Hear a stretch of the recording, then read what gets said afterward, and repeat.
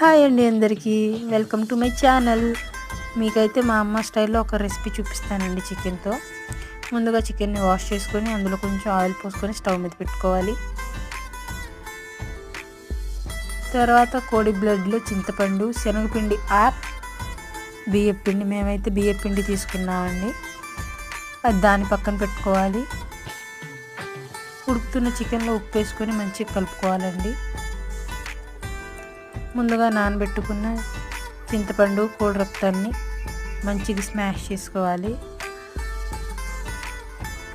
ఉడుకుతున్న చికెన్లో పసుపు, కారం వేసుకొని మంచిగా కలుపుకోవాలండి.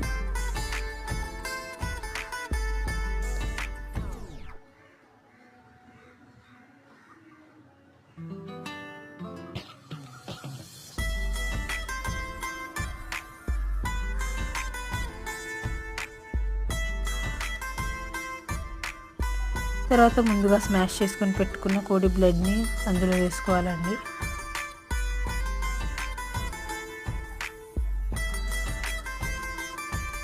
లో ఫ్లేమ్లోనే మంచిగా కలుపుతూ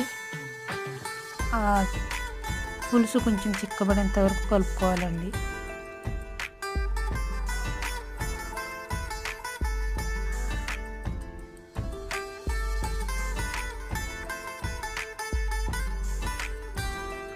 దీని మీద జొన్న రొట్టెలు అయితే సూపర్ ఉంటాయండి, కాకపోతే మేము చపాతీలు చేసుకున్నాం.